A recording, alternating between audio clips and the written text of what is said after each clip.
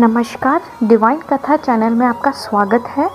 आज हम आपको योगिनी एकादशी के बारे में बताएंगे कि योगिनी एकादशी होती क्या है। आषाढ़ मास के कृष्ण पक्ष की एकादशी को योगिनी एकादशी कहते हैं। इस एकादशी व्रत के दौरान भगवान विष्णु के साथ साथ माँ लक्ष्मी की पूजा होती है।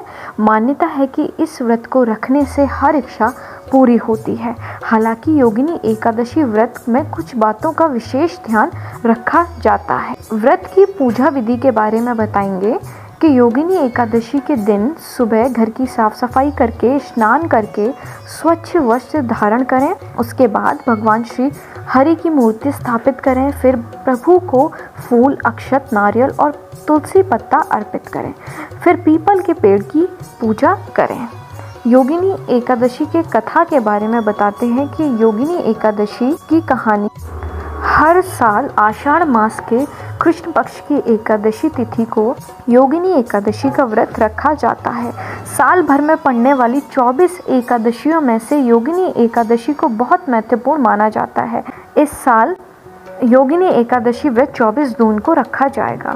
शास्त्रों के अनुसार योगिनी एकादशी का व्रत समस्त पापों का नाश करने के साथ ही जीवन में सुख समृद्धि में वृद्धि करता है। वही मान्यता है कि योगिनी एकादशी का व्रत करने वाले व्यक्ति को पूजा पाठ के साथ साथ व्रत कथा अवश्य पढ़नी चाहिए, तभी व्रत का संपूर्ण फल मिलता है। तो आइए जानते हैं योगिनी एकादशी की व्रत कथा। पौराणिक कथा के अनुसार स्वर्ग लोक की एक नगरी अलकापुरी में कुबेर नामक राजा रहता था। वह भोलेनाथ का बहुत बड़ा भक्त था और रोज उनकी पूजा किया करता था।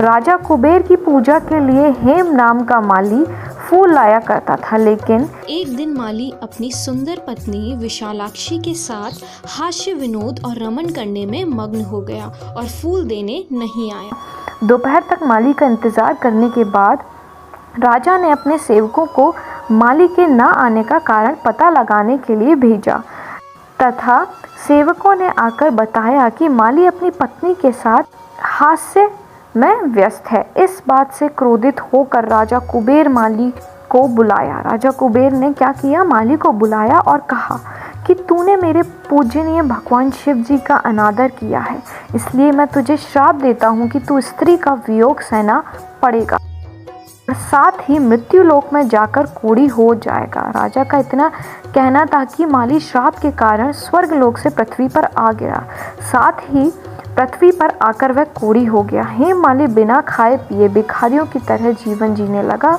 दूसरी तरफ उसे अपनी पत्नी की याद भी सताने लगी, लेकिन श्राप के कारण उसके वश में कुछ भी नहीं था। एक दिन ऐसे ही घूमते घूमते माली मार्कंडेय ऋषि के आश्रम में गया। ऋषि ने माली को ऐसी दशा में देखकर उससे उसकी इस हालत के बारे में पूछा। तब माली ने ऋषि को श्राप के बारे में बताया। पूरी बात जानने के बाद मार्कंडेय ऋषि ने हेम माली को योगिनी एकादशी व्रत करने की सलाह दी। तब माली ने ऋषि की आज्ञा से विधि विधान से आषाढ़ मास के कृष्ण पक्ष में योगिनी एकादशी का व्रत किया। तब इस व्रत के प्रभाव से माली अपने श्राप से मुक्त होकर दोबारा स्वर्ग लोक की नगरी अलकापुरी में जाकर अपनी पत्नी के साथ खुशी से रहने लगा। अगर आपको ये कथा अच्छी लगी तो प्लीज़ इसे शेयर ज़रूर करें और मेरे चैनल को सब्सक्राइब करना ना भूलें। धन्यवाद।